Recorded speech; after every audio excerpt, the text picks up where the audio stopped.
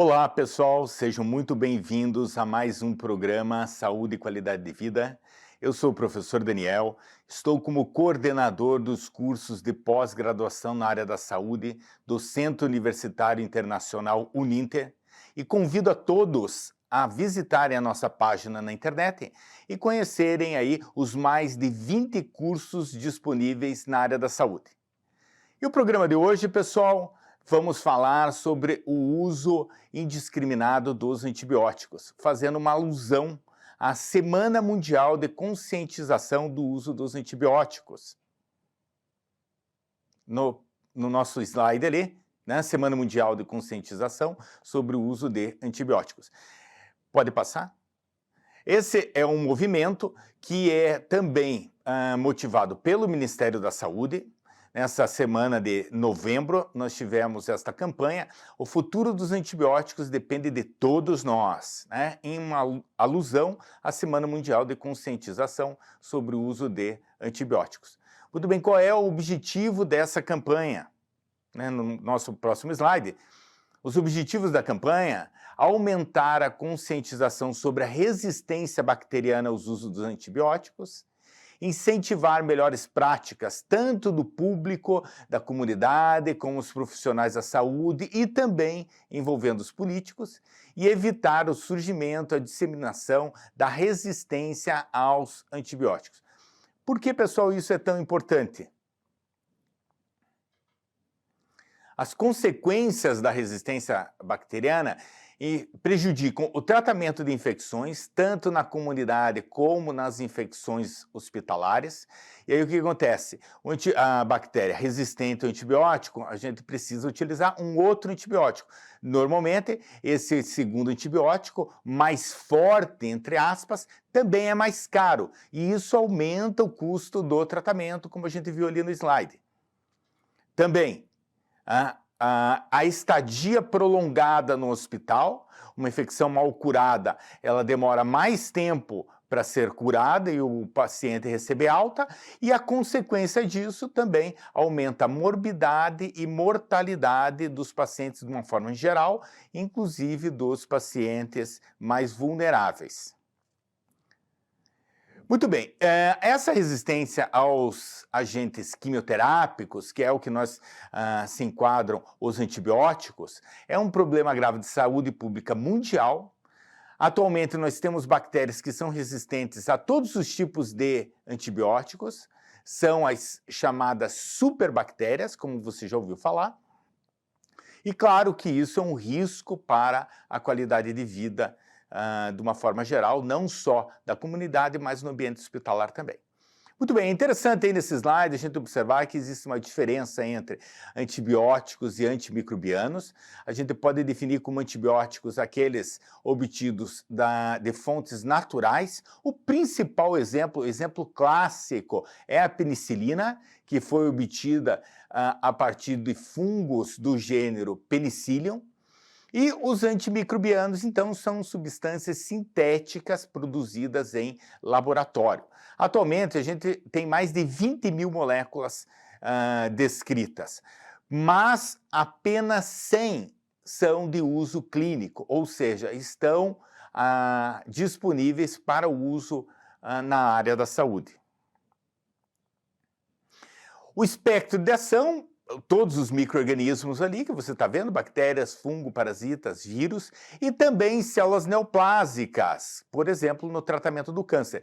Então, quimioterapia é a definição que a gente utiliza para uma terapia à base de substâncias químicas contra células indesejáveis. Então, podem ser micro-organismos, podem ser também células neoplásicas, ou seja, células cancerígenas.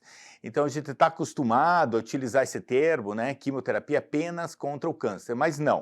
O que a gente vai falar hoje é quimioterapia utilizando antibióticos e antimicrobianos de uma forma geral. Muito bem, como que a gente sabe quando uma bactéria é resistente ou não a um antibiótico? Então o que é feito, você está vendo ali no slide, a bactéria ela é cultivada no meio de cultivo, ali naquela plaquinha, e em cada disquinho daquele é adicionado um antibiótico. Aquele halo que a gente vê ali ao redor do disquinho, indica que não houve crescimento bacteriano, ou seja, a bactéria ela é suscetível àquele antibiótico que está sendo testado ali. Se a bactéria fosse resistente, a gente ia ver um crescimento ao redor do halo. Pode prosseguir. Muito bem. O desenvolvimento da resistência envolve o quê? Uma modificação genética estável, que a gente vai ver a seguir, que é transmissível para as próximas gerações, e essa modificação ela pode ser natural ou adquirida. É o que a gente vai ver, então, nos próximos slides. Como que acontece essa resistência natural? Então a gente imagina o quê? Que numa população bacteriana a gente tem células que são sensíveis ao antibiótico, a grande maioria, e claro que existem células bacterianas que têm mutações, diferentes mutações. Algumas dessas mutações conferem resistência a um determinado antibiótico. Muito bem. Quando essa população bacteriana é exposta ao antibiótico, as cepas que são sensíveis acabam sendo eliminadas. Vão sobrar quem? As cepas que são resistentes ao antibiótico, essas vão se multiplicar e vão predominar naquele ambiente. É o que a gente chama de seleção natural. O mais adaptado sobrevive, é aquela situação ali. Qual que é o problema? O uso indiscriminado causa um efeito sobre a nossa microbiota. O que é a microbiota? São aqueles micro-organismos que colonizam o nosso organismo e nos conferem aí uma série de vantagens. É o que a gente chama então de microbiota natural. Quando a gente usa um antibiótico, ele vai exercer o seu efeito de uma forma geral, não só contra o micro-organismo que está causando, por exemplo, aquela dor de garganta. O antibiótico ele acaba afetando também a nossa microbiota. Resultado, a gente tem uma queda na microbiota e isso facilita o aparecimento de micro-organismos patogênicos. Como a gente viu ali atrás, por seleção natural, a gente pode ter os patógenos resistentes ao antibiótico proliferando naquele ambiente, que no caso é o nosso organismo. Voltando ali naquele slide ainda, o que o antibiótico pode fazer também é conferir uma resistência aos micro-organismos da nossa microbiota. E como nós vamos ver aí nessa nossa fala de hoje, essa resistência aos antimicrobianos, ela pode ser transferida a outros micro-organismos. Então, se a gente faz o uso indiscriminado do antimicrobiano, a nossa microbiota acaba se tornando resistente e essa resistência pode ser transferida a micro-organismos patogênicos. E aí nós vamos ter também, de uma outra forma, os patógenos resistentes. E aí a gente não vai ter mais a eficácia daquele antimicrobiano. E isso também aconteceu durante a pandemia, quando se utilizou, por exemplo, a azitromicina de forma indiscriminada. Veja, a gente está falando da Covid-19 causada por um vírus e em algumas situações foi recomendada a utilização da azitromicina, um antibiótico contra a bactéria, ou seja, um uso inadequado, e isso confere resistência aos micro-organismos, que é o que estava mostrando ali no slide. O próximo. Isso, olha lá. O mau uso de antibióticos durante a pandemia criou bactérias resistentes. Então, isso é um efeito que a gente viu. Muito bem. Então, a gente falou da resistência natural, agora vamos falar da resistência adquirida. Como que um micro-organismo adquire resistência a um determinado antibiótico? Existe a transferência do material genético de um micro-organismo para o outro. Então, exemplo clássico, Staphylococcus aureus, que ele, de alguma forma, teve aquisição do gene MECA, que codifica ali a proteína BBP. Penicillin Binding Protein, o que, traduzindo, é uma proteína que vai se ligar na penicilina. Então, o micro-organismo produz essa proteína, ela se liga na penicilina e impede o efeito farmacológico da penicilina. Então, esse é um mecanismo de resistência também. Outros mecanismo de resistência bacteriana. Então, na verdade, esse é um mecanismo de rápida evolução para se adaptar ao meio, As células que apresentam as mutações vantajosas, elas vão sobreviver, é a seleção natural.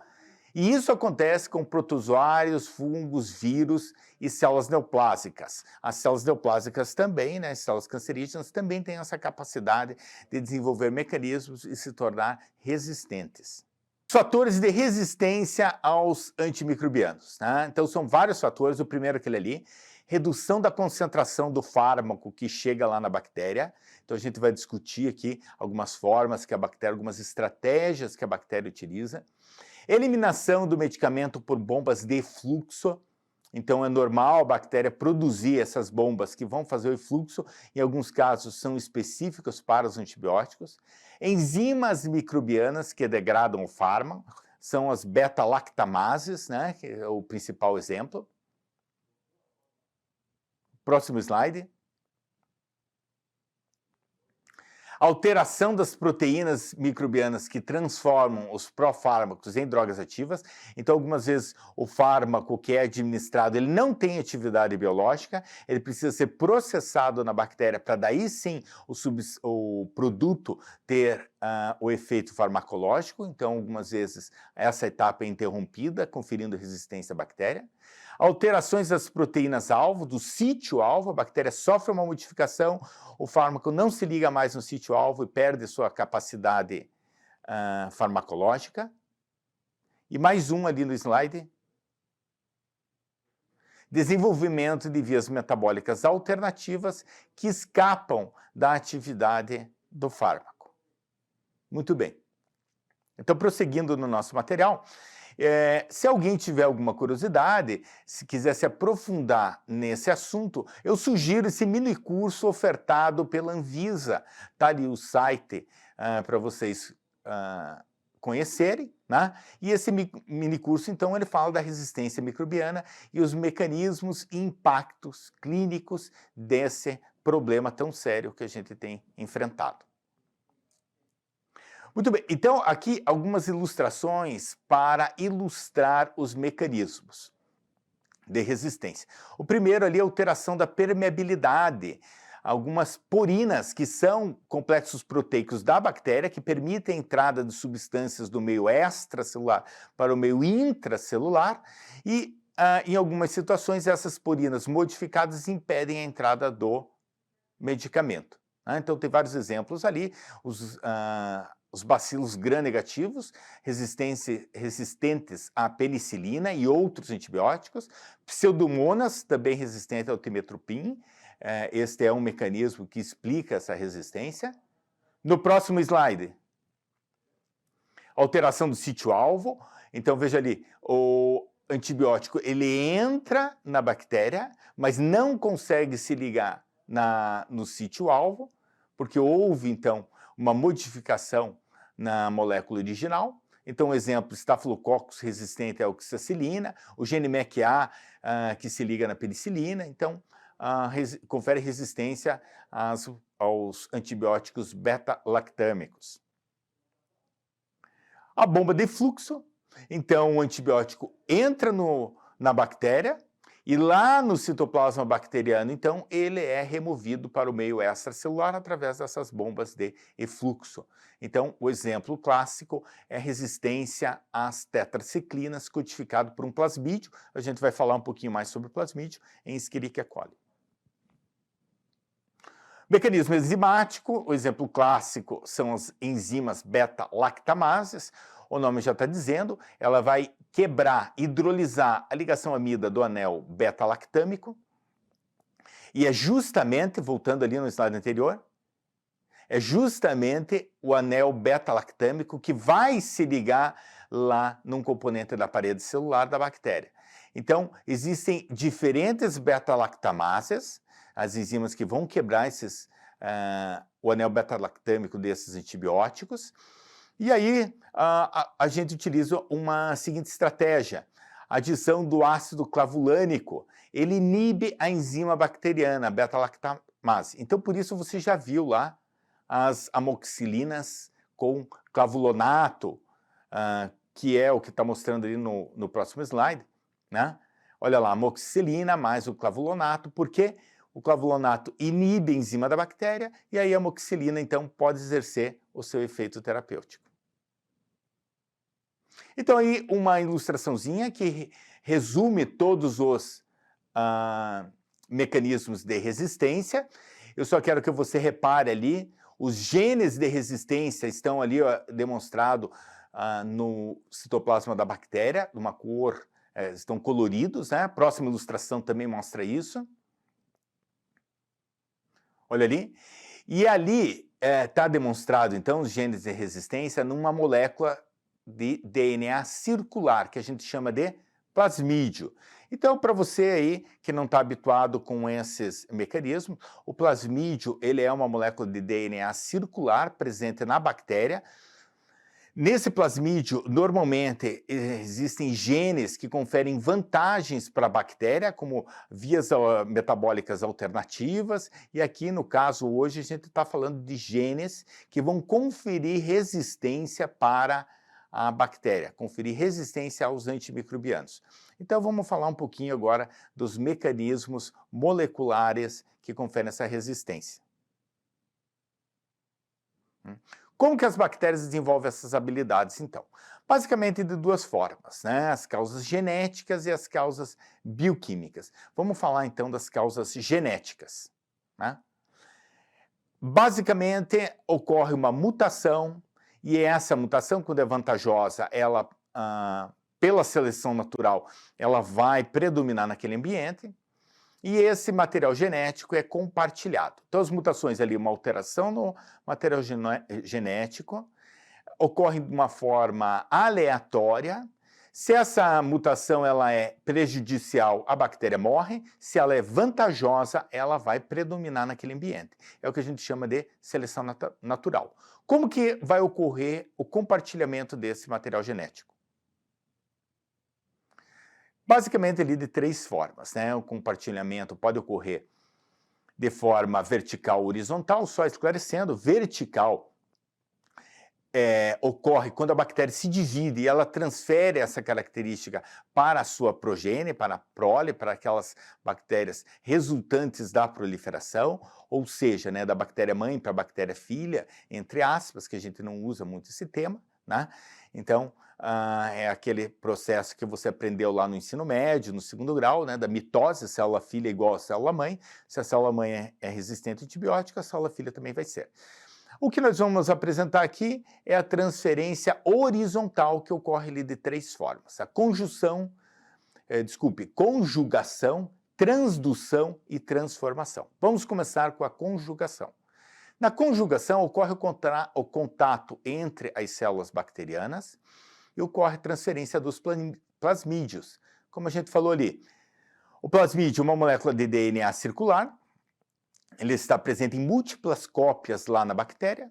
Normalmente ele tem genes que conferem vantagens à bactéria, e hoje a gente está falando aqui dos genes que conferem resistência aos antimicrobianos. Então veja ali no próximo slide uma ilustraçãozinha mostrando a bactéria doadora do plasmídio. Ali está sendo mostrado o plasmídio F. Esse plasmídio ele tem a informação para que a bactéria forme uma espécie de canal chamado ali de pilus, que é por onde ocorre a transferência do plasmídio de uma bactéria para outra. Essa ilustração é interessante, que ali na terceira etapa ela está mostrando a transferência apenas de uma fita do DNA circular do plasmídio, e dessa forma as duas bactérias podem duplicar essa informação e as duas bactérias então vão apresentar o mesmo plasmídio.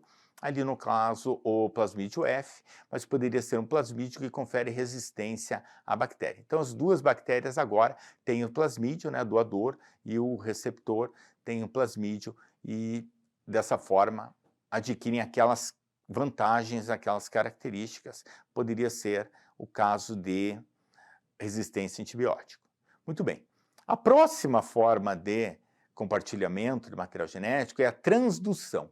Transferência de DNA via vetor.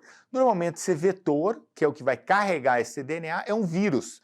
Normalmente esse vírus é chamado de bacteriófago ou somente fago, e ele se liga ao DNA bacteriano. Quando ele migra de uma bactéria para outra, ele pode levar consigo um pedaço daquele DNA bacteriano da primeira célula bacteriana para a segunda célula bacteriana. Introduz o DNA em uma nova bactéria hospedeira. É isso que está mostrando aí a ilustração do próximo slide.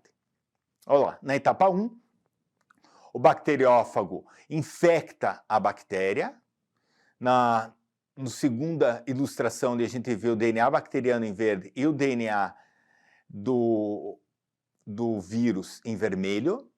Em determinado momento, há a produção de novas partículas virais. Então, a gente vê ali várias partículas virais com o DNA do vírus e algumas partículas virais, está mostrando uma ali, com parte do DNA da bactéria.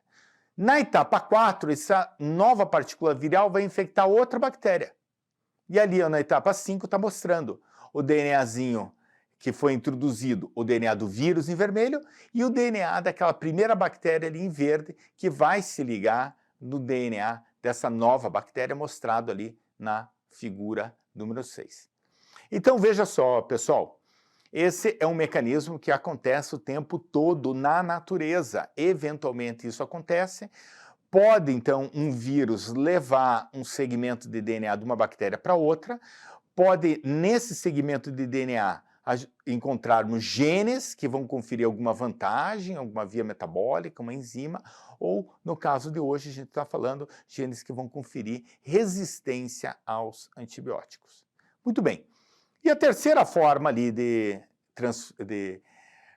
compartilhamento de material genético é a transformação.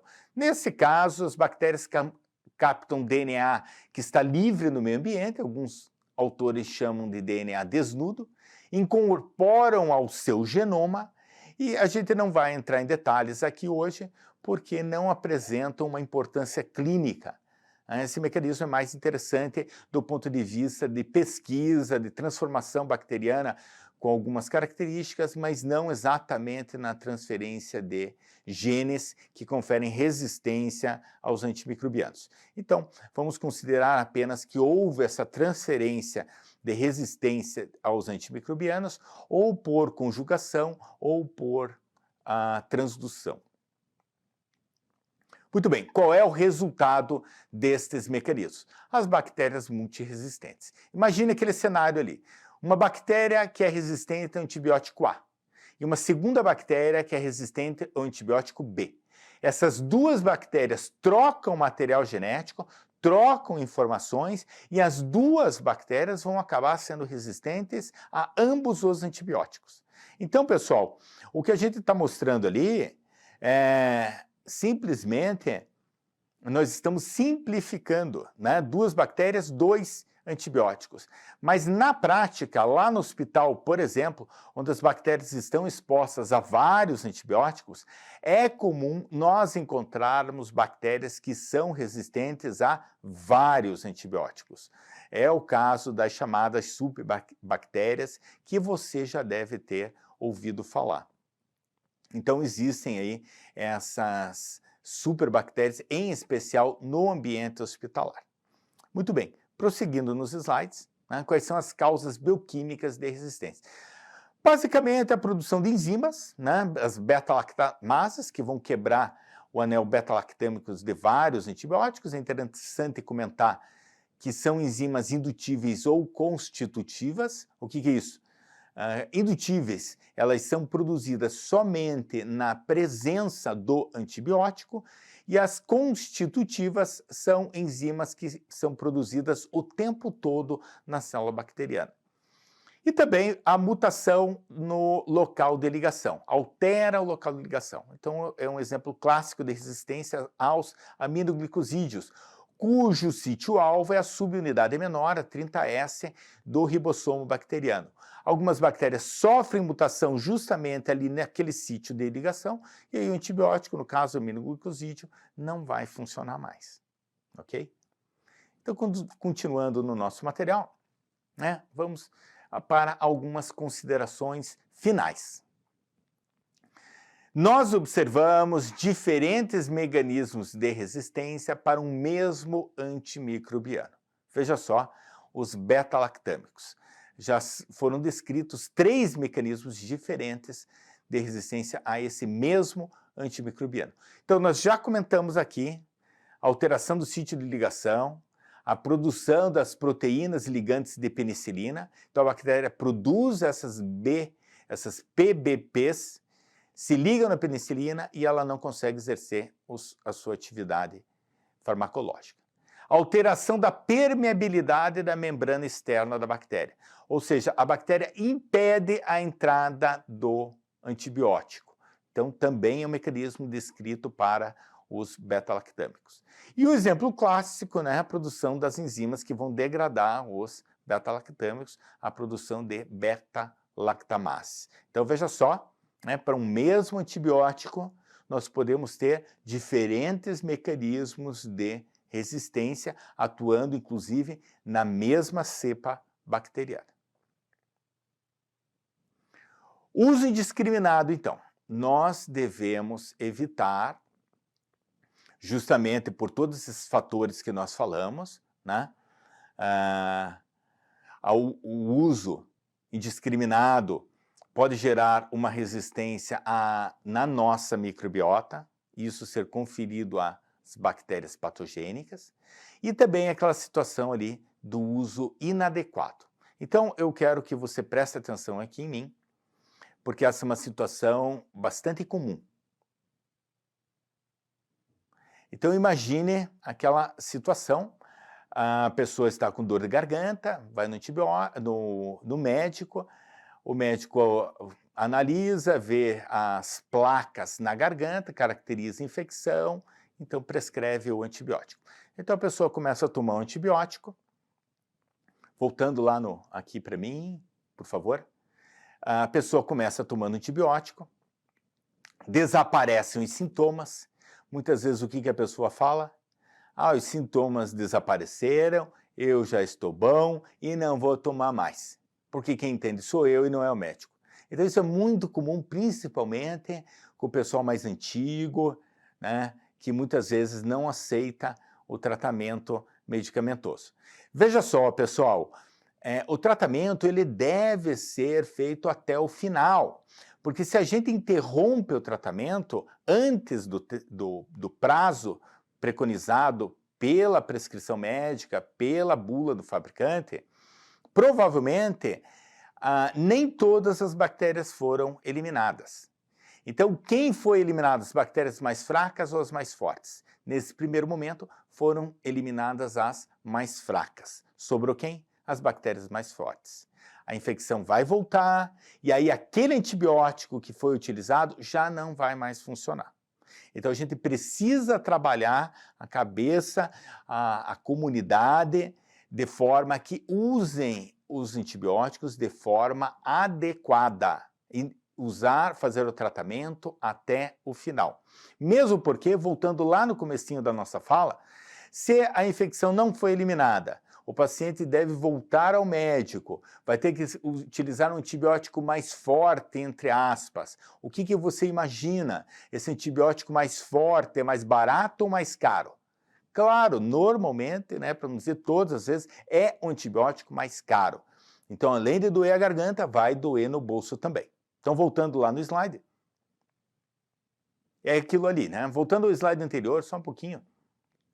O uso inadequado. Iniciar o tratamento, não devemos interromper ao desaparecer os sintomas, porque isso vai selecionar os micro-organismos resistentes. Ou seja, vamos fazer o uso adequado do antibiótico, usar até o fim do tratamento. Muito bem, prosseguindo no material. Por que é importante, como que nós conseguimos controlar a resistência aos antimicrobianos? Primeiro, utilização de uma prescrição adequada. Então, o médico tem que estar atento, receitar um antibiótico adequado para aquela infecção. Educação comunitária, que é isso que eu comentei com vocês.